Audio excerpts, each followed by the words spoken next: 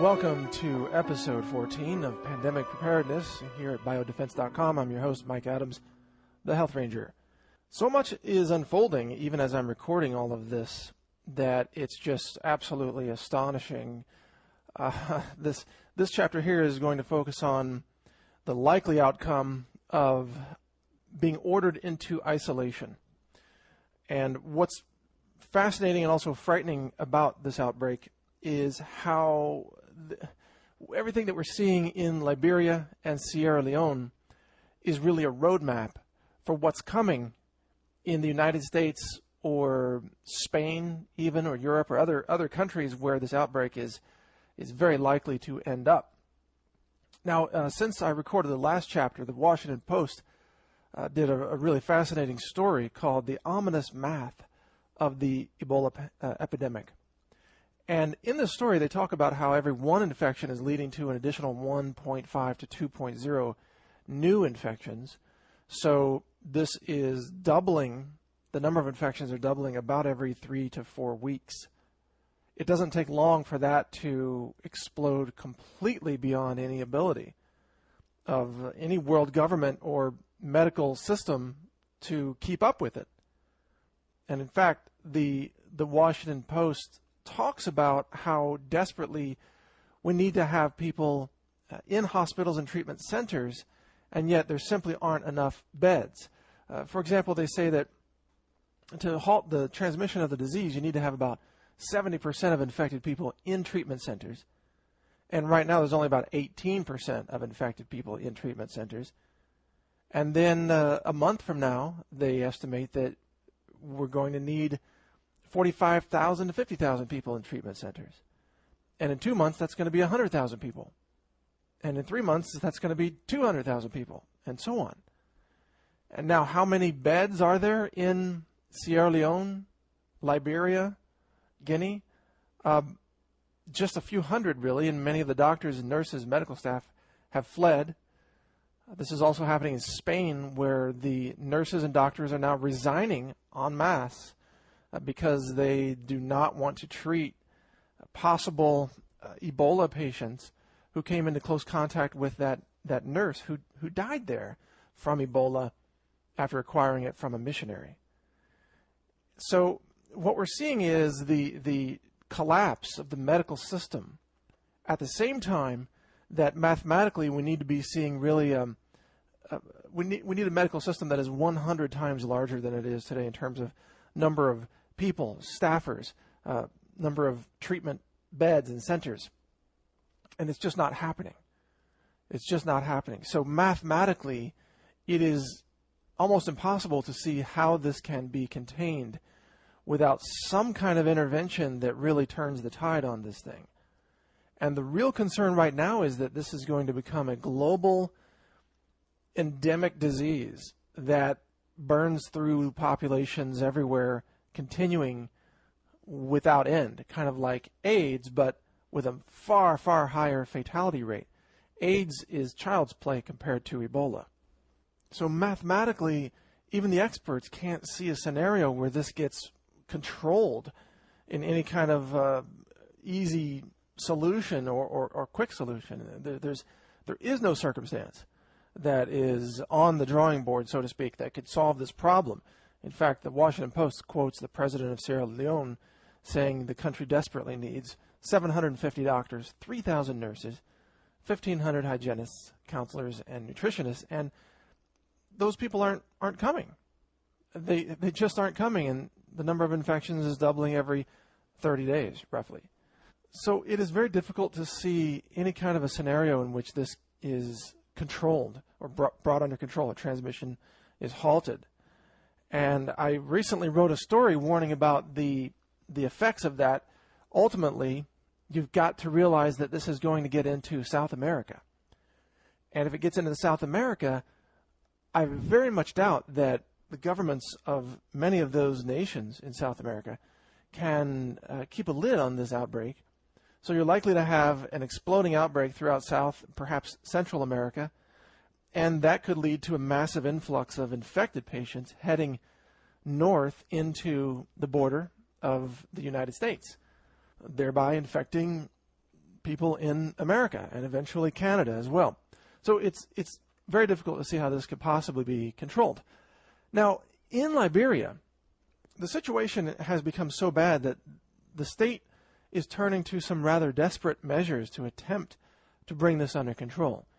And right now, Liberian lawmakers are debating whether to grant the president of Liberia, Ellen Johnson Sirleaf, extraordinary police state powers that would give her the ability to ban all public gatherings for any reason whatsoever. I'm going to read you this article, a few paragraphs from it out of Newsday. It would allow the president to limit the right to assembly for any reason. That's a quote.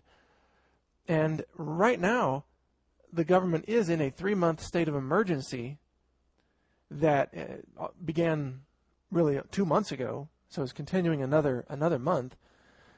These new proposals drew heavy protests. A headline in the newspaper in Liberia said, called it, quote, tyrannical times or Ebola preventive measures. And one lawmaker said, quote, I see a kind of police state creeping in, and that is precisely it. Another person said this is tantamount to dictatorship. The police brutalize people who are from the student community. There's a lot of concern about the police powers in all of this. Now, the reason this is important is because this is exactly what's going to happen in the United States if this outbreak continues. You're going to have the suspension of all civil rights, and you're going to have the declaration of medical martial law, a medical police state.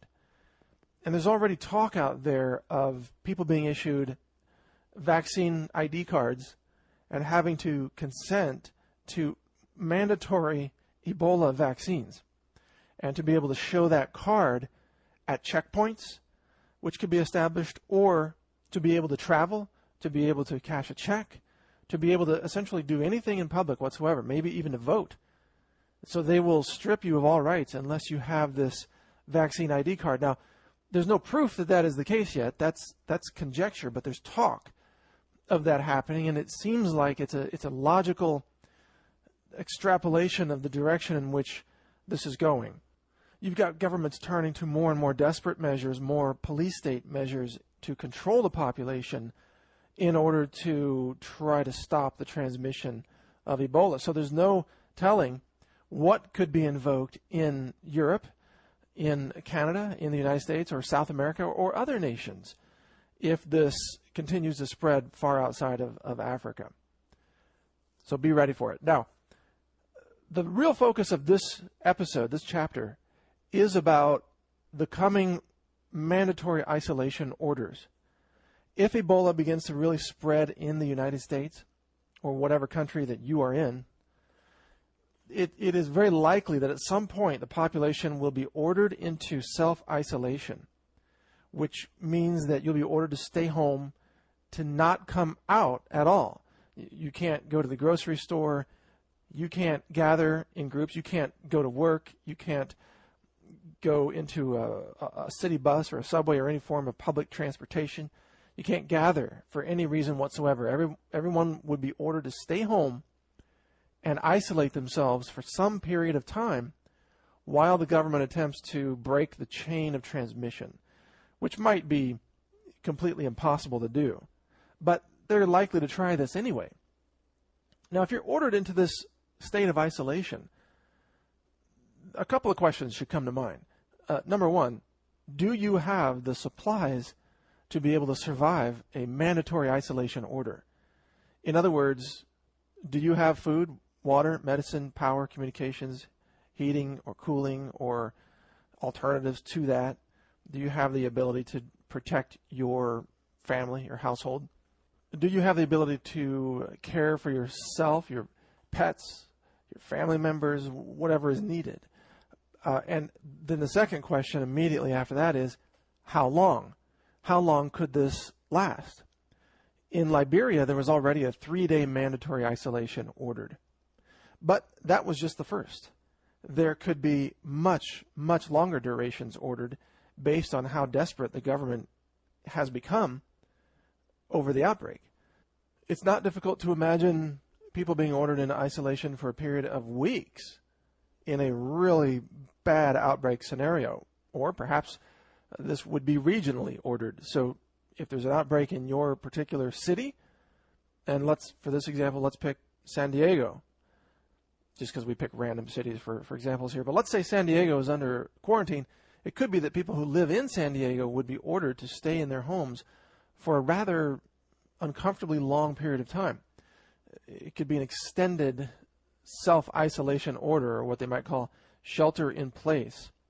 Now, most households are not able to support themselves for any extended period of time, certainly not for a period of many, many weeks. So it makes you wonder if this could even fly at all. But I was asked the question just yesterday. Someone was asking me about, well, who are the FEMA camps for? And all these quarantine camps. And there's a lot of talk about FEMA camps out there, and even talk about FEMA coffins and cremation ovens and things like that. But in my view, in my assessment of the situation, FEMA is not going to be coming after you if you're in your own home and you're isolated in your own home. They probably are going to have their hands full just with people who are running around the streets. So you're more likely to get arrested or detained or quarantined if you're on the street, or you're involved in a looting mission of, a Walmart or something. Say you and your buddies go out at night and you try to loot the local Walmart. You might be surprised to find half the cops in there doing it first. But nevertheless, or maybe it's already been looted. There's nothing left. But if you are caught out in the open, that's when you're likely to be arrested, detained, quarantined. If you just stay home, I don't think that there's an extremely high risk. I don't think FEMA can go door to door and grab everybody out of their homes and take them away somewhere, because they just don't have the facilities to do that.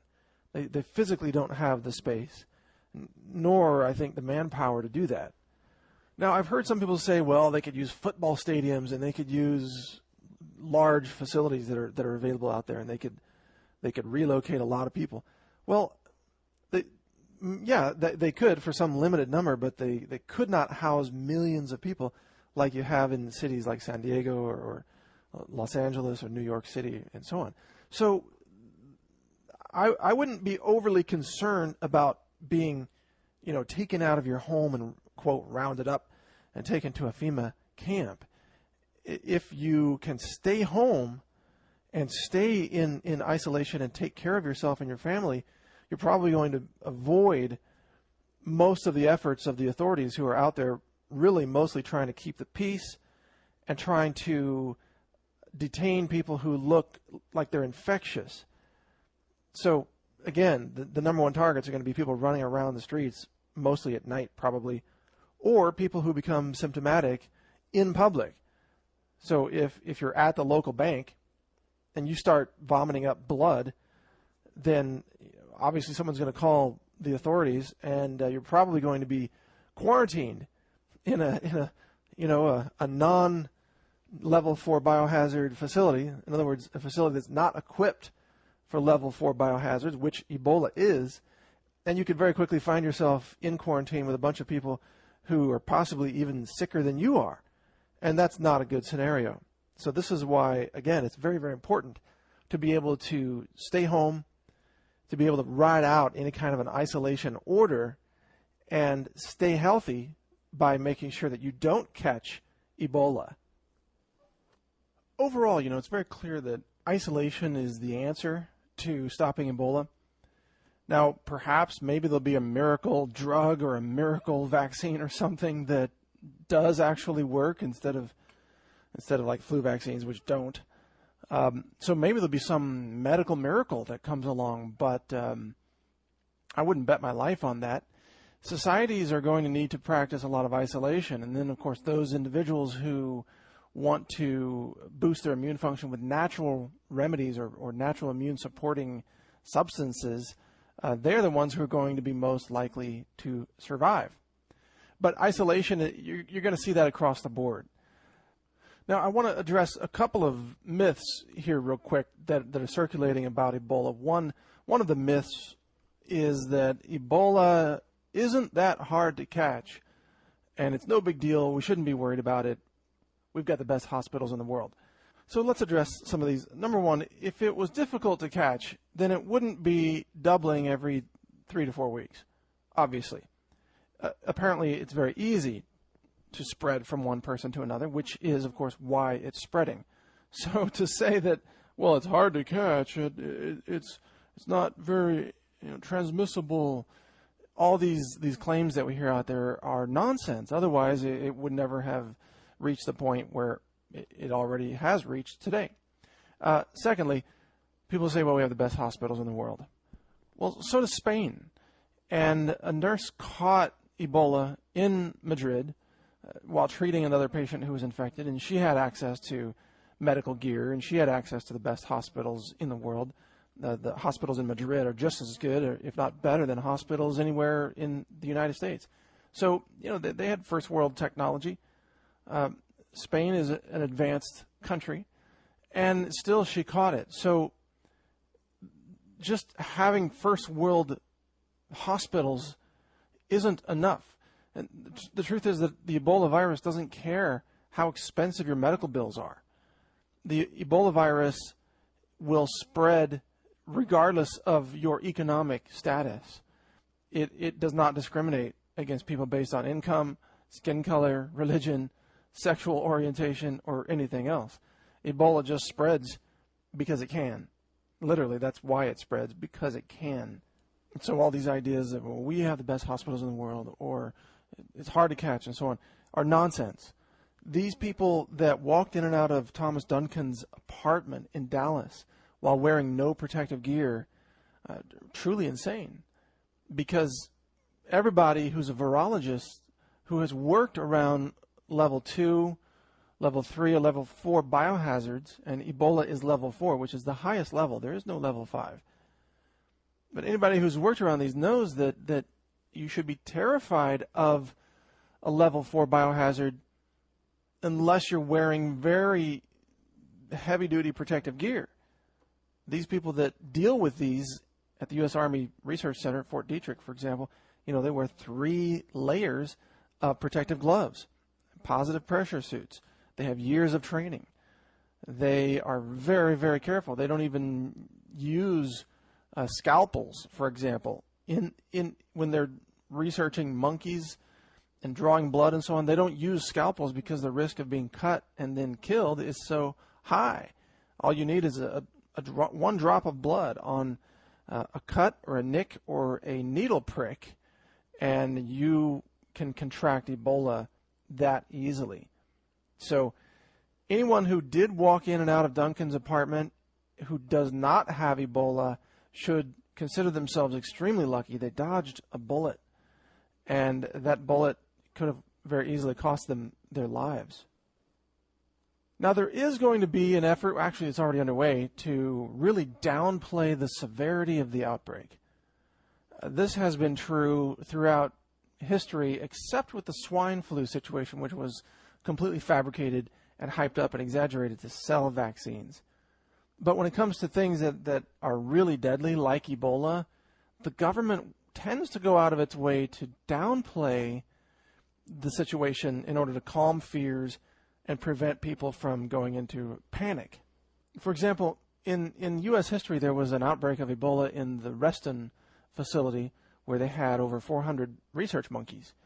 And when this outbreak took place, there were a couple of people who were believed to be infected, and Ebola might have been in the wild. There was fear that it had spread to their spouses, that it could be on the streets.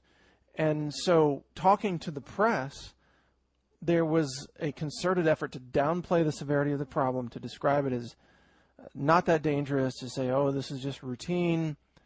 And when the news cameras saw somebody walking out of there in a big biohazard spacesuit looking thing, they would just say, oh, this is just extra precaution, or what they say now, an abundance of caution. Nothing to be worried about. Well, whenever you hear the government say there's nothing to be worried about, that's usually a clue that there is something to be worried about. So it's like the government very rarely tells it like it is. It seems like they either exaggerate the problem for a political or financial purpose, as happened with the swine flu, or they downplay the problem, as seems to be happening today with Ebola, in order to try to prevent panic, which I suppose from one perspective that could make sense. Maybe they figure the public is so uninformed and so unprepared that if people really knew the truth, that they would freak out and panic, and then that would cause a much bigger problem than what we already have. So I suppose that's an argument that they are making. But I tend to think that we should be better informed so that we can have less panic because we're better prepared. I think that knowledge, information, and preparedness creates calm, and that it is the lack of knowledge and the lack of truth-telling that makes people fearful because they don't know what to believe. They know they can't trust the official explanations. So I think it's the denial of reality that makes people more afraid because they don't know what to trust or what's really happening. Not knowing, just fear of the unknown can be quite intense. It's better for people to know the truth and to be able to then prepare for it. This is especially true given the topic of this chapter, which is the isolation mandates that are likely to happen anywhere that this outbreak really spreads. And in these scenarios of isolation or so-called shelter in place, you create, as a government, you create panic by not having encouraged people to prepare in advance. So if there is a shelter-in-place type of order that comes down, a national emergency, let's say, or a local, maybe a state emergency or a citywide emergency, then people are going to find themselves unprepared, not having enough food, for starters, and then that alone will tend to cause panic, and that alone will tend to cause people to be out in the streets, perhaps looting, perhaps protesting, perhaps even marching. I can see public protests taking place, and these are precisely the kinds of crowds that the government does not want to see and will very likely crack down on with a lot of force. They will, as is being discussed in Liberia right now, they can outlaw all public gatherings. So your right to freely assemble, which is protected under the Bill of Rights, will be completely nullified and squashed by the declaration of a national emergency. So you won't have these rights anymore, and that is the kind of activity which is, again, likely to get you rounded up and thrown into a quarantine camp somewhere, i.e. a FEMA camp, and that's not where you want to end up. In fact, I remember there was an episode of Doomsday Preppers, which is really worth reviewing right now because quite a few people on that show were preparing against a pandemic outbreak, and now it's here. So they were very much ahead of the curve on that. But one family had built a giant underground pod under their garage, and there was a large metal hatch in their garage where they could open the hatch, and the whole family could climb down in this giant pod.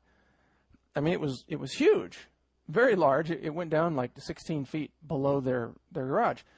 And then they could close the hatch, and they could live in there for some period of time. They had extra air or a way to hand crank an air baffle to get more air in. And the thought occurred to me, because they lived in a regular neighborhood, the outside view of their house was just like a regular suburbia type of environment. But it occurred to me that if there was ever a sweep-through type of action where, let's say, theoretically, a DHS came through or medical authorities came through the neighborhood and tried to take everybody out of their homes, they would go door to door looking for people and taking them away, right? Now, I've already mentioned that I don't think that is going to happen, but this is just a theoretical. In that scenario, if it were to ever happen to you, it seems like one of the best strategies would be to do what this family had prepared for, which would be to go down in your own underground bunker and conceal the entrance to that so that even if somebody came into your home and was searching around your home looking for you or your family members or whatever, they're going to be in and out of there. They're not going to stick around and monitor your home hour after hour, day after day. If you go underground for a day or two and the sweep is done, then you could reemerge from your underground garage pod and you could be back in your home. Of course, you'd want to do it in a stealthy kind of way. You wouldn't want to advertise you're there, but you could avoid the roundup if it ever happened. And this is true for lots of scenarios. People might live in different countries around the world where there's civil war, and being able to go down and escape into an underground bunker in your own home and then reemerge after the sweep is done, that might actually save your life, because maybe there's some very destructive enemy force that's sweeping through your town and just literally pulling everybody out of their homes and killing them. I mean, this has happened before. Look at the history of civil war in Bosnia, for example, or heck, any civil war, the Civil War of the United States. So this kind of thing has happened in history, and being able to really sort of disappear yourself underneath your own home for some period of time and then reemerge could actually be a very valuable strategy. Now, I'm not saying you should dig up your garage floor and install a giant concrete pod. That might take a lot of work. It may not be worth that. There are probably far easier ways to do this. The other problem with that pod was that it had a giant hatch, which was clearly visible on the floor of the basement. So anybody really coming through there would say, hey, what's this giant hatch on the floor of the basement? Let's open it. And if they opened it, they would find you. Or if they couldn't open it, they might really want to open it, thinking, well, gosh, this is locked. There must be a bunch of gold down in here or something. And then they would really try to open it. So if you do have a pod or an underground bunker or something, you want to be able to get in there and then to not advertise the fact that you're in there. And maybe you need to stay in there a few hours or even a few days before reemerging. And at that time, you might reemerge into a ghost town. You might be the only ones left. No one else is there.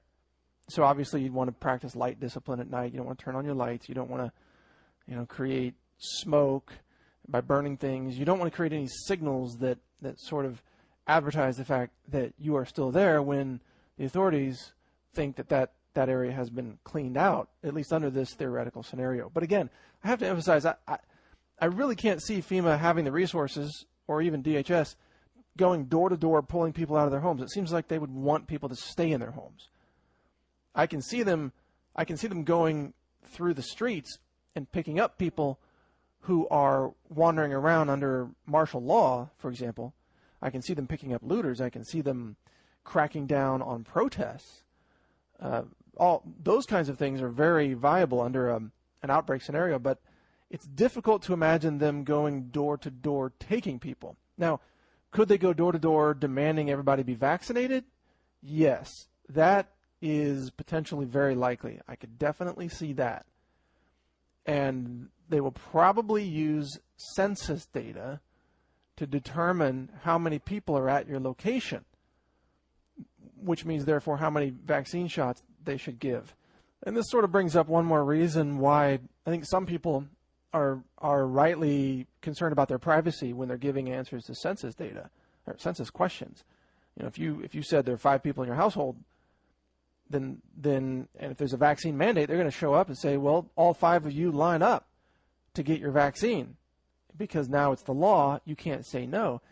And if you only have 4 lined up and one person's hiding in the basement or something, then that's going to be suspicious, because you told them on the census data that you had 5. So you see how that could create a lot of friction, and this may be one way that they try to enforce a vaccine mandate. Now, by the way, a quick note on the vaccine itself. As of right now, which is mid-October 2014, the vaccine for Ebola is in human trials. But they're not testing the Ebola vaccine against Ebola. What they're doing is they're testing it for safety or side effects in the clinical trial group. They're not taking that group of volunteers and then exposing them all to Ebola. All right, that's not part of the plan. So when you hear that the vaccine is being tested, it's being tested to see if it makes people sick, or if it causes paralysis or side effects or vomiting or whatever. That's all it's being tested for. It is not being tested against Ebola itself. So when this vaccine is approved by the FDA, which is a given, they're going to approve it as an experimental vaccine that has to be approved under emergency provisions, whatever. When they approve it, there will be no scientific data showing that the vaccine worked to stop Ebola. That is not part of the clinical trial. That's not part of the testing.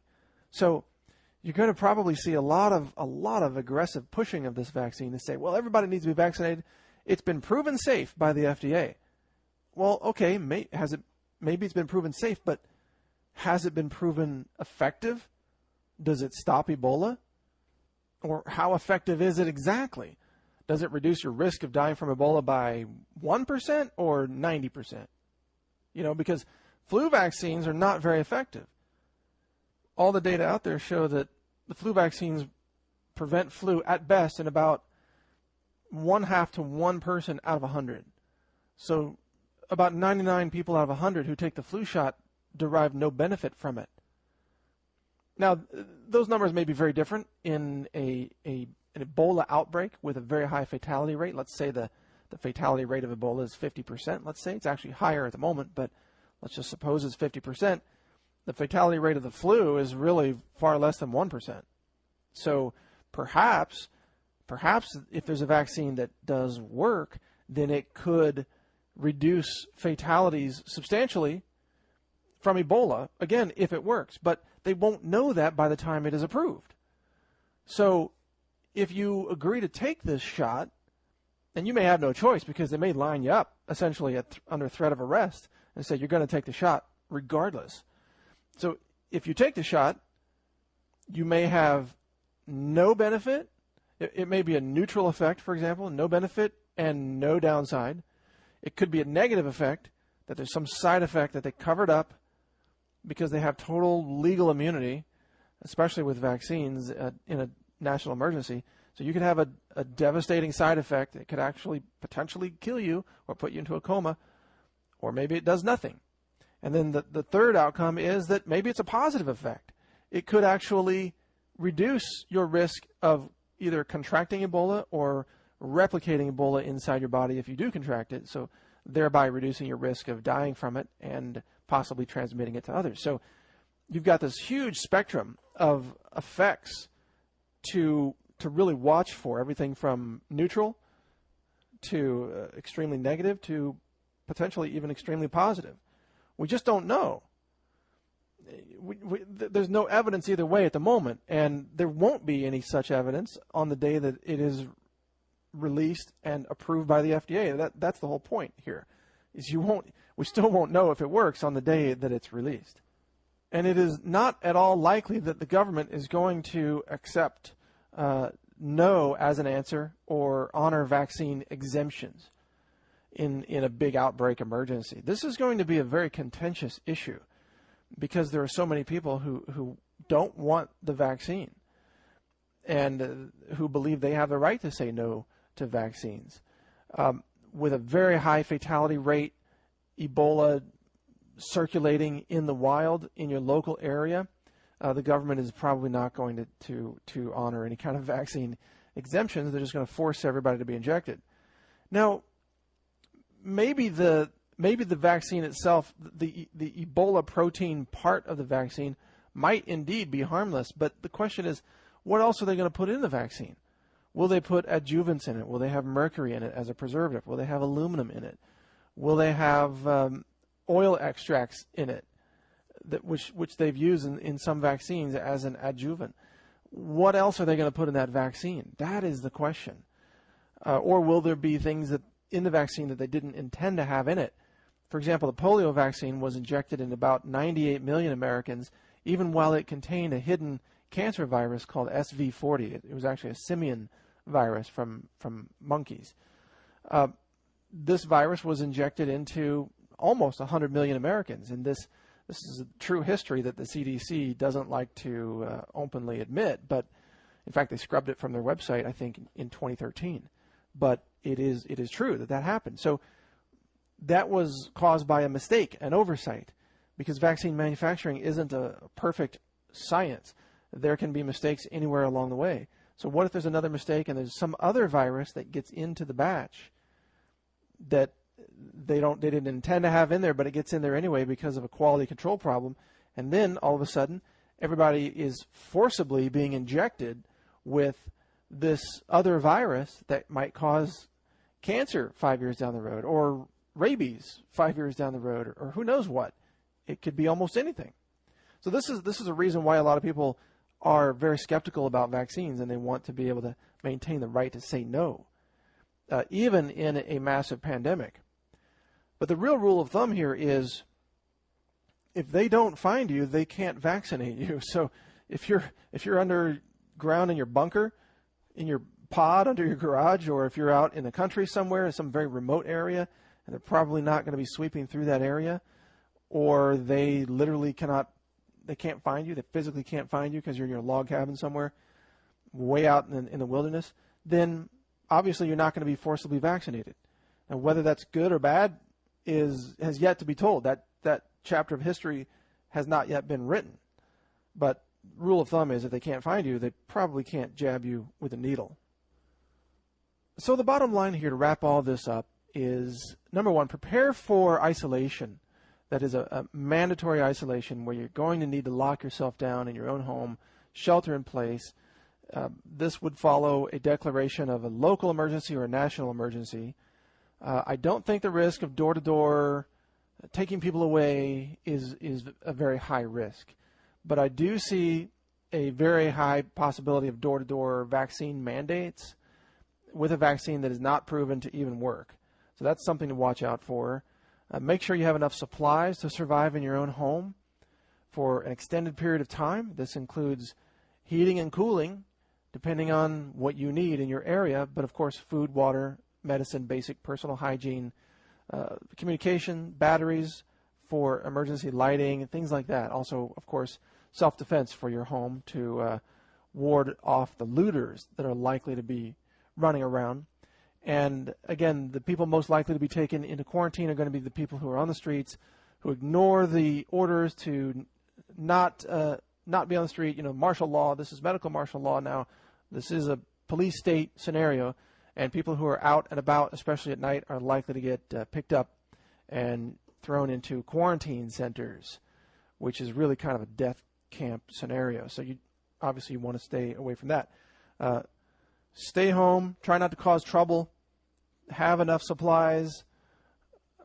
Share supplies with some of your neighbors if you can. Try to help out. But stay out of trouble. Stay out of the clutches of the police state. And that is the best strategy for getting through this, making it to the other side when this is all over. Because it will be all over. Even if it sweeps through the population, there will be a point where the population is either dead or immune. And the survivors will have immunity. And they'll go on to rebuild society. So my goal is to help you get to that point, be one of the survivors, get through this, rebuild society, and help create a better society where perhaps we don't have the risks of these types of things happening again in the future. Because if you look at what's causing this, it's ecological devastation. It's possibly military organizations conducting too many unsafe bioengineering experiments on bioweapons, for example. That could be part of the cause. Maybe this is due to the fact that most people in our modern world are immunosuppressed. Too many people are on medications. Too many people don't have nutrients to keep their immune systems functioning. There could be all kinds of reasons that we as a society can address after the Ebola burnout, if that's what happens, which, again, we hope and pray that doesn't happen. I don't want to... It would not be fun, even to be a survivor. It would not be a pleasant experience to be living through a massive Ebola outbreak. It's not something to look forward to. It would be devastating on many, many levels, and it would be a very dark time for humanity if that happened. But such dark times, even when they do occur, they don't last forever. So there will be a bright side on the other side of this, even if it does take place. So thanks for listening. I hope you find this useful and informative. More episodes are coming here on BioDefense.com. Feel free to share this audio file on the torrent websites and anywhere else where you might be able to get the word out. My name is Mike Adams, the Health Ranger. You can check out my work at naturalnews.com.